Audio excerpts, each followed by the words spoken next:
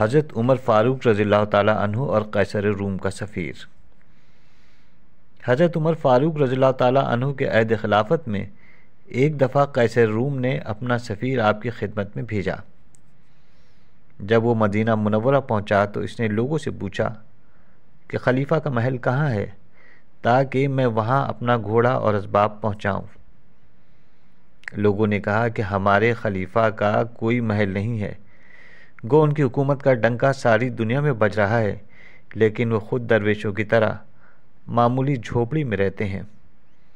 اگر تجھے ان کا مقام دیکھنے کی آرزو ہے تو پہلے اپنے دل و دماغ کو ہر قسم کے وسوسوں اور جذبات سے پاک کر لے۔ سفیر نے جب اہل مدینہ سے اس قسم کی باتیں سنی تو اس کے دل میں خلیفہ سے ملنے کا اشتیاق اور بڑھ گیا۔ چنانچہ اس نے گھوڑا اور اسباب وہیں چھوڑا اور خود حضرت عمر فاروق رضی اللہ تعالیٰ عنہ کی تلاش میں سرگرداں ہو گیا۔ پھرتے پھرتے اس کا گزر ایک اعرابی خاتون کے پاس سے ہوا۔ اس سے خلیفہ کا پتہ پوچھا تو اس نے کہا کہ عمر کھجور کے اس درخت کے نیچے یکو تنہا سو رہے ہیں۔ سفیر ادھر بڑھا۔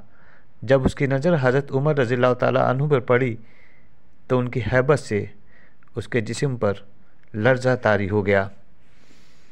اگرچہ محبت اور ہیبت ایک دوسرے کی ضد ہیں، لیکن اس نے محسوس کیا کہ یہ دونوں ضدیں اس کے دل میں جمع ہو گئی ہیں۔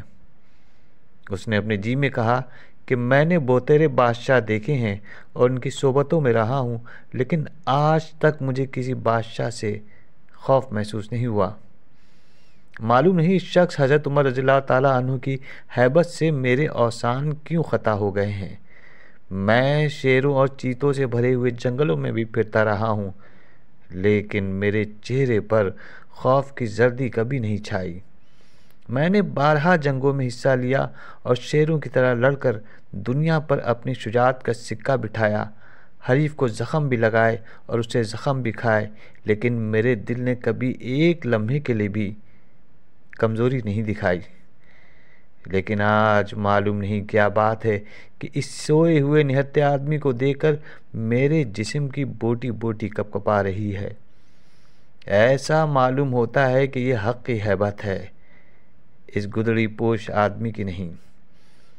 یعنی حق سے ڈر کر جس نے تقوی پرہیزگاری کی راہ اختیار کی، اس سے جن و انس اور ہر شے ڈرتی ہے۔